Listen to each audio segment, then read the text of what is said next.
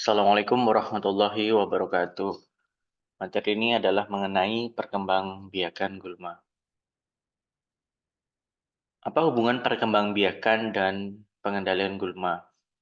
Tentu ini punya hubungan yang erat ya, karena kita akan belajar beberapa tipe perkembangbiakan gulma dan konsekuensinya nanti akan berpengaruh pada cara pengendalian yang tepat.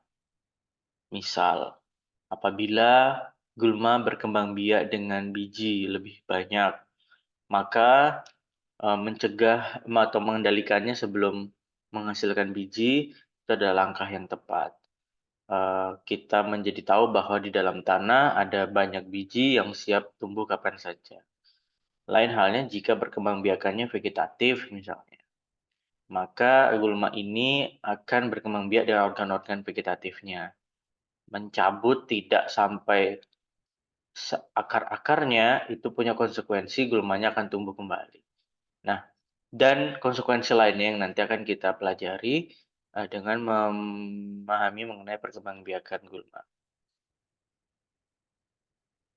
Gulma itu punya perkembangbiakan yang sangat efisien, apalagi dibandingkan dengan tanaman budidaya.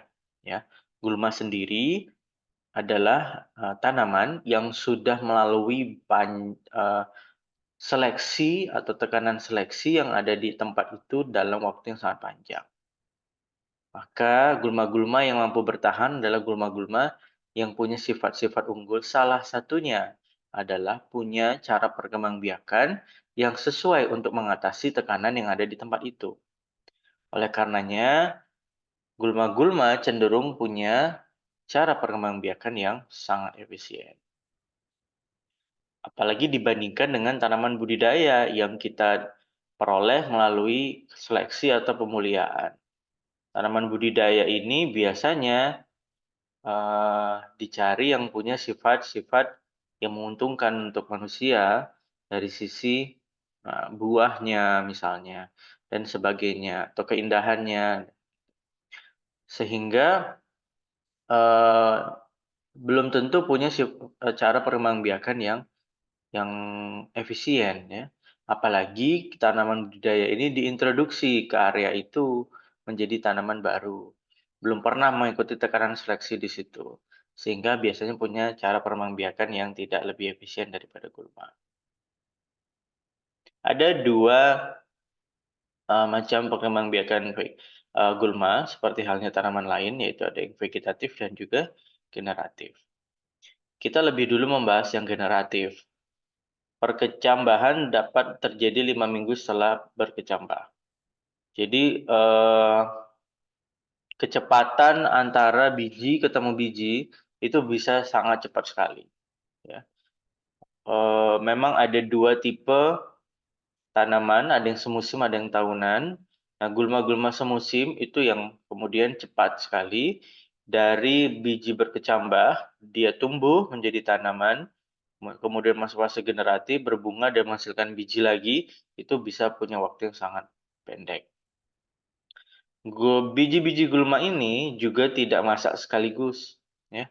Kalau tanaman budidaya justru kita cari yang masak sekaligus, ya, agar proses panennya terjadi serentak, ya. Proses panen yang serentak ini kan mengefisiensikan tenaga kerja dalam kegiatan panen.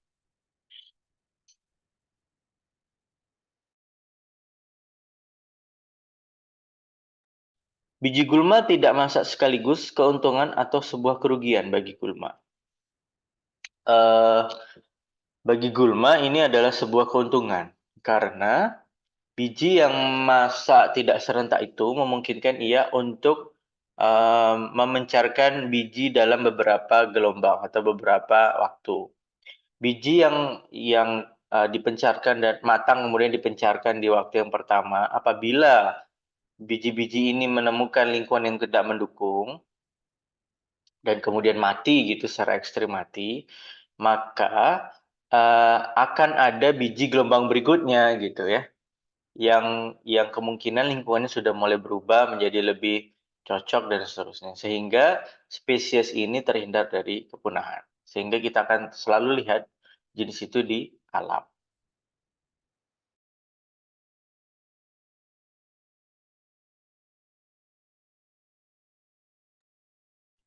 Nah, termasuk jika kemudian ada tindakan pengendalian yang kita buat, itu juga memungkinkan gulma-gulma ini untuk terhindar dari pengendalian yang kita buat karena ada biji yang dipencarkan setelahnya.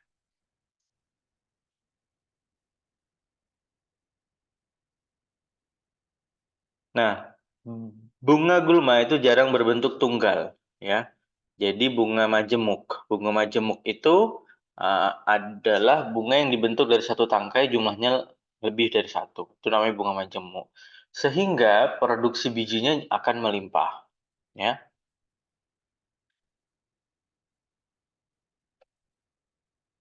Ini sedikit bacaan tentang bunga majemuk, silakan dibaca. Nah, biji dalam perkembangbiakan generatif gulma itu punya peran tidak hanya untuk individu baru, untuk lahirnya individu baru, tapi juga sebagai alat pemencar, ya, atau penyebaran. Karena biasanya bijinya kecil, mudah menyebar, baik itu melalui udara, air, atau terikut serangga, binatang, dan seterusnya. Jadi, untuk alat pemencar. Pemencaran ini memungkinkan gulma untuk ekspansi ke area yang lebih luas, untuk terhindar dari tekanan yang ada di lokasi ini, untuk kemudian punya peluang mendapatkan lokasi yang lebih baik. Biji juga sebagai alat perlindungan dalam kondisi tidak menguntungkan atau dorman. Nah, dorman ini termasuk satu sifat gulma yang sangat menguntungkan bagi gulma, di mana biji-biji ini ketika lingkungannya belum mendukung untuk pertumbuhannya, dia akan masuk dalam fase istirahat atau dorman. Biji mengandung sumber makanan dan biji menurunkan sifat ke generasi berikutnya.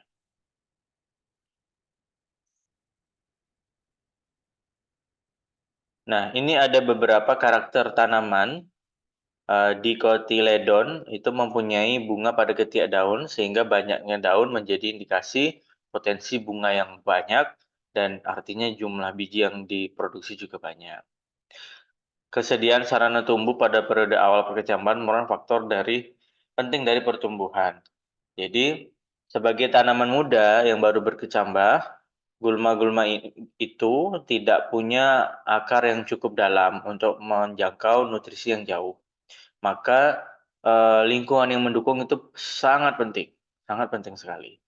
Nah, tanaman yang punya ke kemampuan untuk dorman, ya, ketika dia menilai lingkungannya tidak mendukung, dia tidak kemudian buru-buru berkecambah. Nah, jenis-jenis inilah yang akan bertahan hidup banyak di alam, gitu. Nah, gulma itu sebagai individu atau jenis atau spesies yang sudah mengikuti seleksi panjang di sana, gulma-gulma yang bertahan ini pasti adalah jenis-jenis yang punya kemampuan seperti itu. Salah satunya itu kemampuan dorman. Kekurangan hara akan berbunga lebih awal.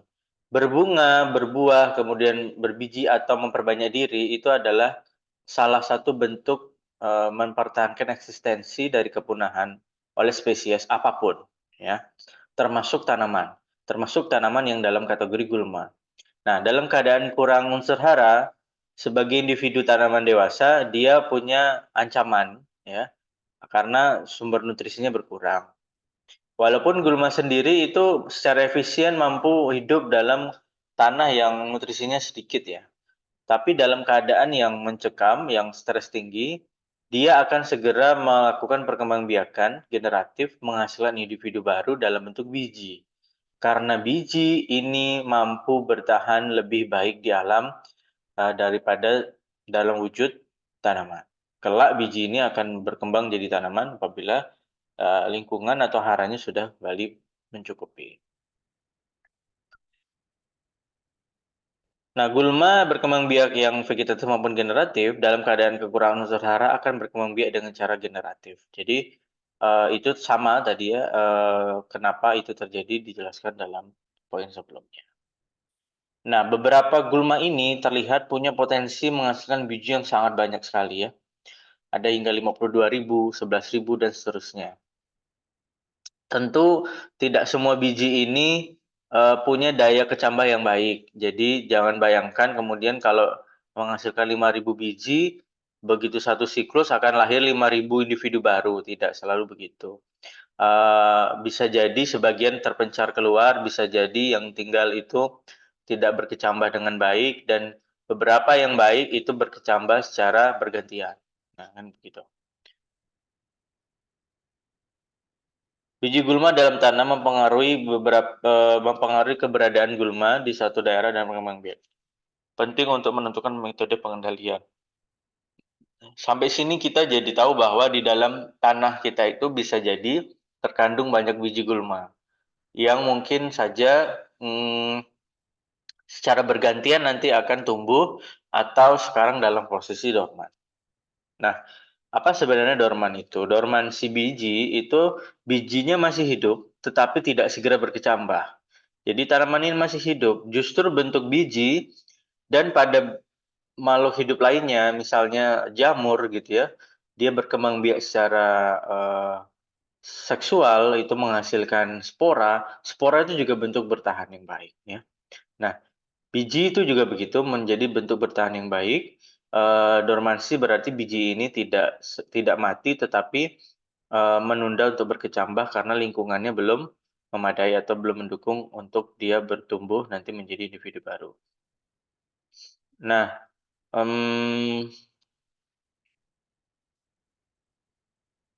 ada dua macam dormansi ya.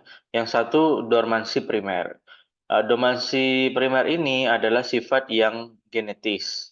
Artinya, dormansi ini dimiliki oleh jenis-jenis baik lingkungan mendukung atau tidak, dia akan punya karakter untuk dorman lebih dulu. Sampai kemudian di lingkungan dormansinya patah. Ya, apabila kulit biji yang rusak atau temperatur yang rendah. Dan rangsangan itu tersedia di alam, gitu ya, tersedia di alam. Itu dormansi primer. Jadi terjadi memang bawaan genetik, ya, bawaan genetik tidak selalu dipicu oleh rangsangan alam. Misalnya unsur haranya kurang dormansi gitu ya, tidak lalu dormansi, tidak begitu. Jadi dia selalu akan mengawali dari dormansi dan dormansinya akan pecah dengan rangsangan yang memang tersedia di alam. Jadi mudah untuk pecah. Nah, sedangkan yang sekunder, dormansi itu terjadi setelah bijinya lepas dari tubuhnya dan kemudian dia menilai lingkungannya tidak menguntungkan, maka dia masuk ke fase dormansi, gitu. Ada dormansi terpaksa atau enforced dan dormansi induced atau terlanjur. Kalau yang enforced itu biji jadi dorman karena lingkungan yang tidak memungkinkan biji berkecambah. Nanti kalau lingkungannya sudah sesuai, dia akan berkecambah. Nah, kalau yang indus, begitu dia masuk fase dorman, dia harus diberi rangsangan untuk kemudian dapat berkecambah. Jadi yang indus ini akan lebih sulit untuk berkecambah. Beberapa jenis gulma yang bijinya mempunyai sifat dorman. Nah, ini kulit biji gulma di atas tebal sehingga sulit ditembus oleh air dan oksigen. Jadi nanti apabila pecah, kemudian dia baru punya kesempatan untuk ditembus air dan oksigen dan akhirnya berkecambah. Pemecahan dormansi juga bisa terjadi dengan selain faktor fisik ya, misalnya pecah, kemudian sinar matahari, air gitu juga bisa dipengaruhi oleh jasa renik yang ada di dalam tanah. Atau penggunaan senyawa kimia juga bisa dilakukan.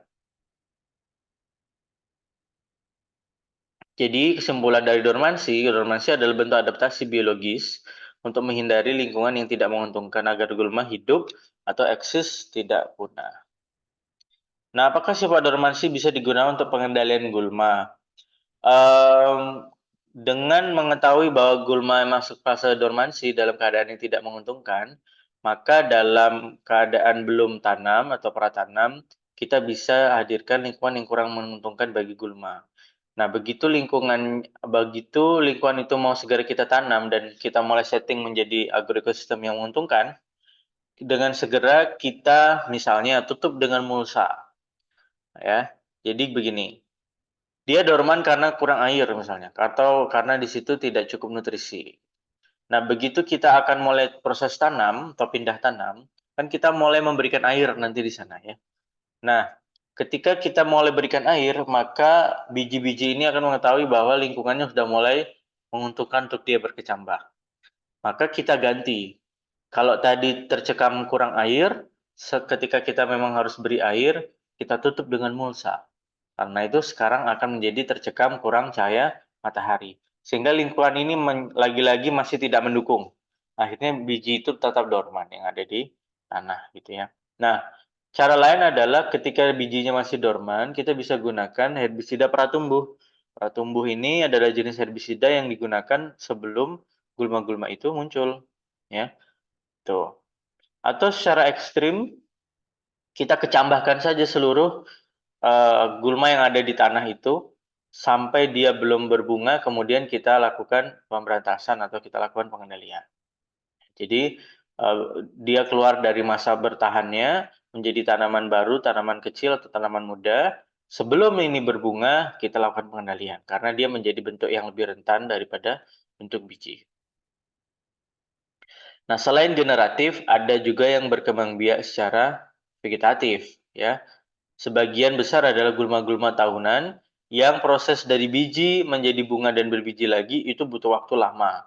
Maka perbanyakan yang paling efektif kemudian adalah yang vegetatif menggunakan rizom, stolon, batang, akar, dan umbi. Umbi daun adalah tunas yang berada di bawah tanah, terdiri dari batang pendek yang diselimuti oleh daun. Umbi batang adalah pangkal batang yang membengkak dan ada mata tunas. Rizoma adalah batang yang menjalar di dalam, ya, di dalam tanah, ya, membentuk akar dan nanti juga membentuk tunas. Sedangkan stolon itu batang yang menjalar juga sama seperti rizoma, tapi stolon itu menjalarnya di atas permukaan tanah dan akan juga membentuk akar dan tunas pada ruas-ruasnya. Umbi akar bagian dari akar yang membengkak mengandung cadangan makanan. Runner adalah stolon yang internodianya panjang dan pada ujungnya tumbuh tunas. Jadi jangan lupa perbedaan rizom dan stolon. Kalau stolon itu tadi di atas muka tanah, rizom ada di bawah muka tanah.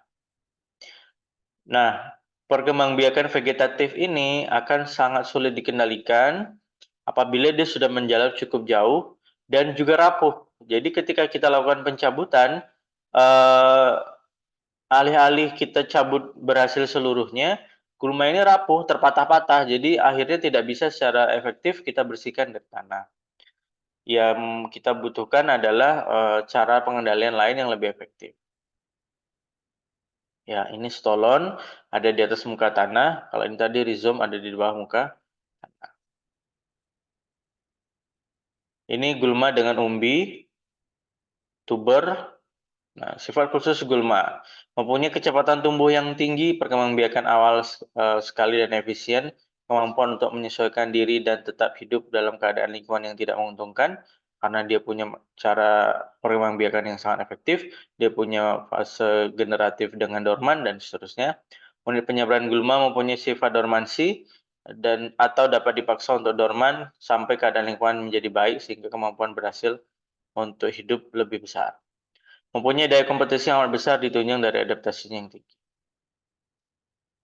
Nah, sampai sini teman-teman, sebuah pertanyaan begini. Mana yang lebih cepat berkembang? Ya, mana yang lebih cepat berkembang? Apakah gulma? Jadi cepat berkembang ini definisinya begini. Misalnya ada satu area, ya. Mana yang lebih cepat menutupi area itu? Gulma-gulma yang berkembang biak dengan generatif atau dengan vegetatif? Sekali lagi ya. Jadi apabila ada satu area, kemudian di area itu ada gulma, di area satu gulma yang berkembang biak dengan vegetatif, di area dua gulma yang berkembang biak dengan generatif. Kira-kira pada area tersebut, mana area yang lebih cepat tertutupi oleh gulma? Apakah gulma vegetatif atau gulma yang berkembang biak dengan generatif, dengan biji? Silakan teman-teman jawab pertanyaan ini di Sepada, nanti saya siapkan tempat, jangan lupa diberikan NIM di sana, kemudian diberikan jawabannya. Terima kasih, saya tutup. Assalamualaikum warahmatullahi wabarakatuh.